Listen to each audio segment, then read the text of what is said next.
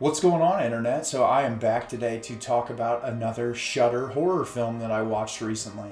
I've been going back through Shudder recently and just kind of scrolling through and trying to watch some films that have been on my watch list for a while that either I've seen recommended by people on the internet or just in top independent horror films. I really love watching horror movies from independent filmmakers because a lot of times you'll find hidden gems amidst those lists or on Shudder just by scrolling around. So today I'm going to be talking about the 2017 film Pyewacket. Pyewacket is directed by Adam MacDonald and stars Nicole Muñoz as Leah Reyes, a frustrated, angry teenage girl awakening something in the woods when she naively performs an occult ritual to evoke a witch to kill her mother. So this is a film that I've seen the poster for about 1,000 times on the internet, one that I've heard talked about in a lot of horror groups online, and one that I've put off watching for a while. And I enjoyed this movie. It's a little bit of a mixed bag for me. I definitely wouldn't say it's perfect. It has some screenwriting issues, there's some pacing issues throughout the film, but overall I really enjoyed the experience. I think it has some great performances. I think the third act is pretty good. But for the most part, it's an enjoyable horror film that I don't regret watching. Laurie Holden is obviously the standout here from The Walking Dead. She plays Leah's mom in the movie, and she gives a really good performance. Teenagers in this film do an all-right job. Our lead character who plays Leah, I would say, is probably the strongest of the cast. Her friend group at times come off as a little bit after school, especially with how they deliver their dialogue. But I mean, they're teenagers, so what are you gonna do? I did enjoy seeing some Blackcraft cult merchandise, which I own quite a bit of throughout this movie. But yeah, you know, you have this pretty simplistic story of teen girl who is an outcast in her school. She doesn't really get along with her mom. Her dad's passed away. Her mom's clearly dealing with a lot. Her mom forces her to move out of town into the middle of nowhere, tells her that eventually she's gonna have to move schools, and for now she'll have her make the 2-hour commute back to school.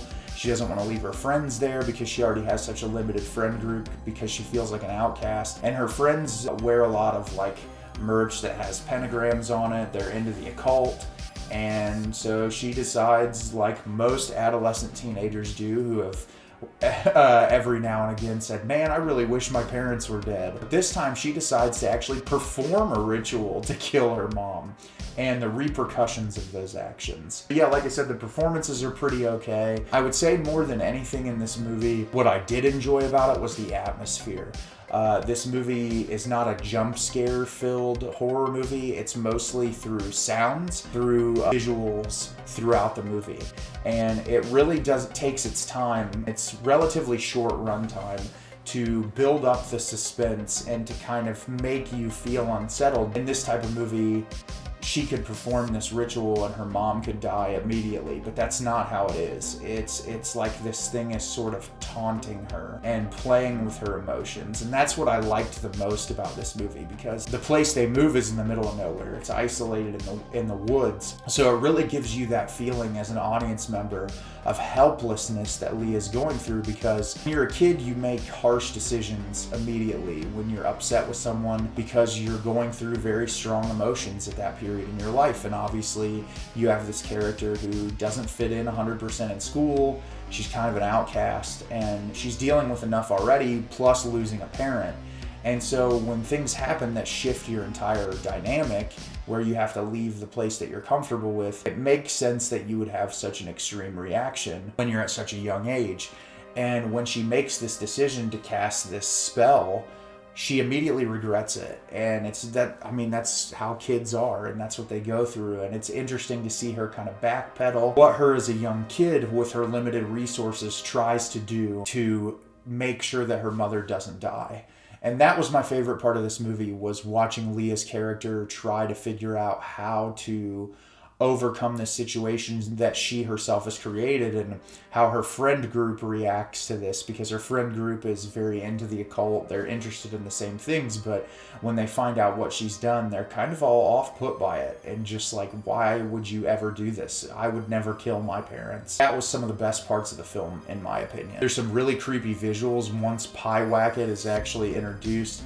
It's got a very creepy look. It can shapeshift. It can play with your head. There's these moments of just pure audio. Is it toying with Leah's character? What is it doing? And those were some of the most effective parts of the film for me. It's just those creepy visuals, really fixating on getting into this character's mind, playing with her because of the decisions that she made. Like I said before, the movie was a little bit of a mixed bag for me. There's some dialogue delivery in this film that's like laughable. Most of that is amidst the kids. Obviously, when you have an actress like Laurie Holden, she gives a fantastic performance. I really liked her a lot in the movie, but whenever the kids were in the group together, there were moments where I was just like, oh man, this is high school level cringe dialogue, and that took me out of it a little bit. And like I said, there's some pacing issues in the film where it's an hour and a half runtime, and there's some moments in this that just feel like we're kind of hitting the same beats over and over again. I've got to do something to fix this problem. I've got to do something to fix this problem. And there's times where it's really interesting to see where her character goes, but